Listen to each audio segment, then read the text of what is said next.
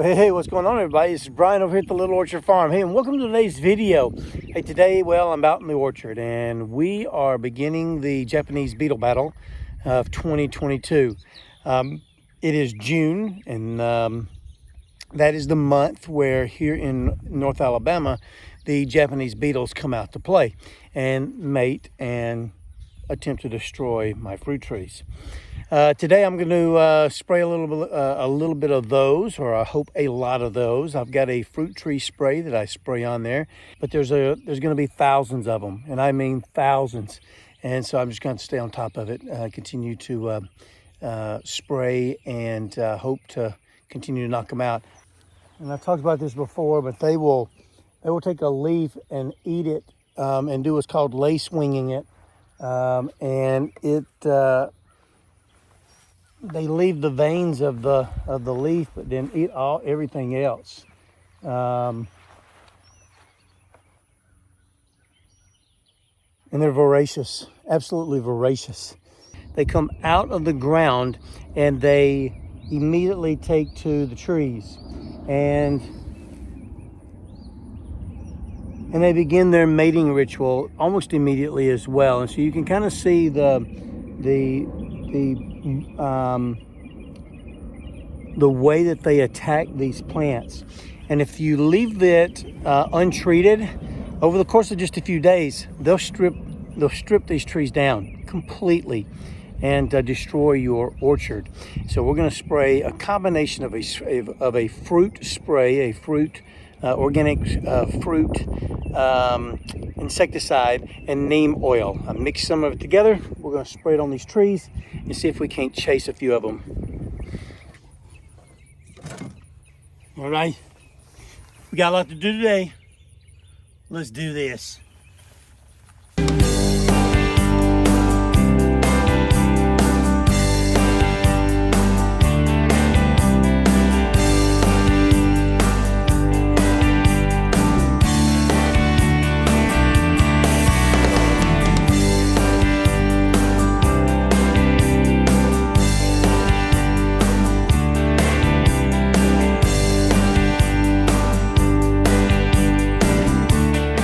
So let me show you a young tree. It's a young apple tree, and it has been unattended. I know I didn't take a look at this for the last 3 days, and in 3 days, they've taken this apple tree and almost completely lace winged it. And you can see how they have just absolutely destroyed the leaves of this tree. And you can't grab and squish enough of them. I'll grab them and squish them, but look at them. There's thousands of them. Thousands. And so I'm going to spray, like I said, I'm going to spray this tree down, and we're going to see if that will help to hopefully drive them away. The other question I've been getting is the Cedar Apple Rust. How's the Cedar Apple Rust going in the garden? And I'll be honest with you. I've done a lot of research over the last several months, and certainly over the last year when I went to plant these. And as a new farmer, as a new person to the homesteading movement, I thought I had done a lot of homework that would prepare me and keep me from a loss. And the one thing that I didn't understand and take into consideration was the number of enemies that I have around the farm. And what I mean by that is for here, it's the eastern red cedar. And that is what creates that cedar apple rust spore, is the juniper, the eastern red cedar juniper. And that tree is all over my property, all over it. And it is a natural enemy to a lot of varieties or cultivars of apple tree. So I went out and did further investigation, not only trees that would grow well in my zone, but those that were those that were susceptible to scab or fire blight or cedar apple rust. And what I found was that of the 5 variety of apple trees that I have here in my orchard, 3 of them are highly susceptible to cedar apple rust. The Gala, the Golden Delicious, and the Fuji, I believe. Let me see here. I printed off online, particularly Purdue. Purdue has an awesome listing, and I'll show you. I'll give you the URL to where you can find this list. But it is a wonderful listing of those of a ton of different varieties of apple tree, and whether or not they are susceptible to the different enemies of your apple trees. Fuji, Gala, Golden Delicious, Honey Crisp, Granny Smith, and Cortland. 1, 2, 3, 4, 5, 6. Okay, that's 6. So I have 6 varieties of apple in my orchard, and 3 of them are highly susceptible. The Fuji, the Gala, and the Golden Delicious are highly susceptible to cedar apple rust. And when it falls into the highly susceptible category, you're not going to like my answer on how to control it. I'm going to cut these trees out of here at the end of this season. I'm removing them. So let me show you what I'm talking about. This is a Gala tree.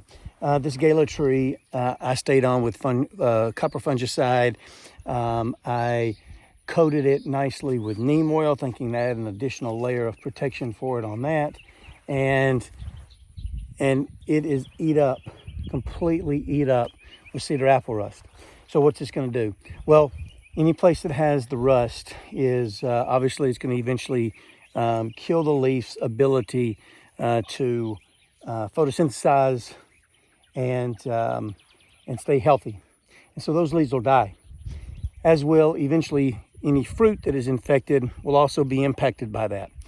The growth of the tree will be stunted because it can't grow. It's not a healthy tree. It has this terrible disease that it's going to be constantly fighting, and all the efforts that I did to eradicate it or prevent it, more than eradicate it. Once it has cedar apple rust, this tree's got it. It will flush itself at the end of the season when all the leaves fall off and everything, and it starts anew. And once it gets it, man, it gets it. Now, one of the trees in my in the list, or in my orchard, is the Granny Smith. And this Granny Smith, although completely loaded up with Japanese beetles, you can see it really doesn't have any. It's got a little bit. And Granny Smith falls under the category of susceptible but somewhat resistant to it. And so as long as I kind of manage how much, manage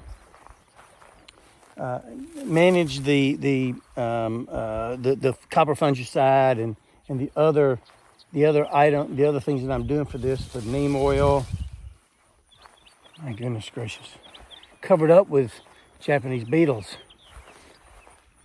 then this, it's got a good chance of being quite productive. Now there are several cultivars of apple tree that are incredibly resistant to cedar apple rust, as well as apple scab and fire blight.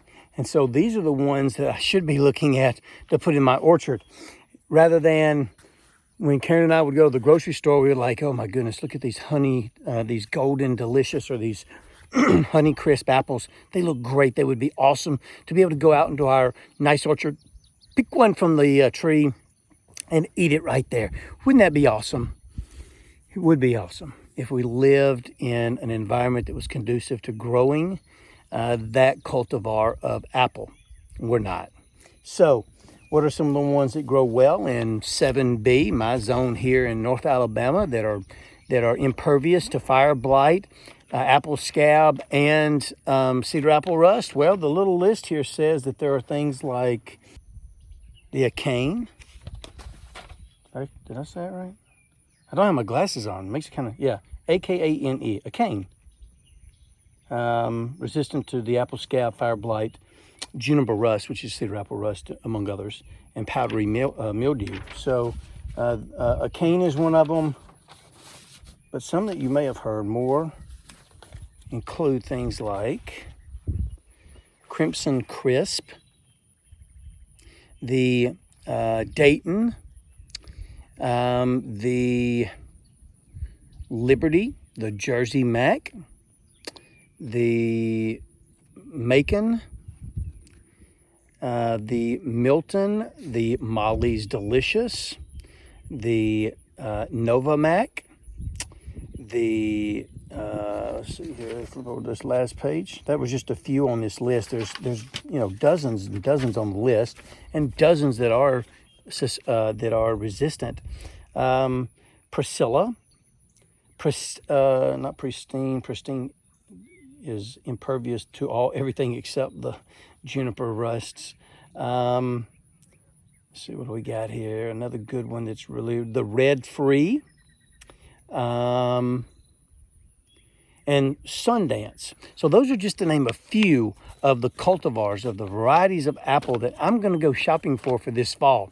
And I'm going to be removing the Gala, the the Fuji, and the Golden Delicious from our orchard. It's not worth the battle. It's not worth the battle.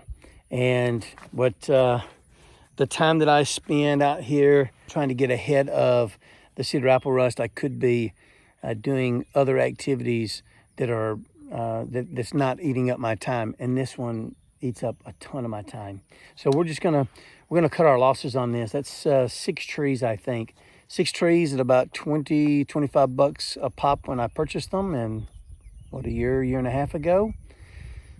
It's going to be a loss, but as a homesteader, as someone living and learning, I could continue to throw good money at a bad problem and never ever get ahead of it. Or I could cut my losses and start anew, be back where I am 2 years from now rather than 3 or 5 or 7 years from now, while I'm trying to save a tree that never had a chance when I put it in the ground because of my ignorance. But if I could get the orchard really cranked off and rolling with healthy, beautifully healthy trees, really the only enemy that I'd have to really fight and kind of stay on top of are the Japanese beetles. Speaking of which, I'm going to get back to spraying them. But that's all I have for you today. Oh, there was one other thing that I did want to share with you. I laminated these cards and just cut some holes in them and put some clips on it that I'll put some string around and tie it around the tree. And that way, anyone who's out here in our orchard will know exactly what kind of tree it is. They're also going to know from me when the fruit typically ripens, if there's a pollinator required, which if there is, and I ever decide to get rid of a tree near it, I need to make sure I'm not taking its pollinator away from it. And if I am, I need to replace it with a pollinator tree. So it kind of helps me manage that. Gives me the soil level, my pH level that's required for this, that's optimal for the Bartlett pear. And as you can see, this is between a 6 and a 7. And then what am I expecting from this fruit, right?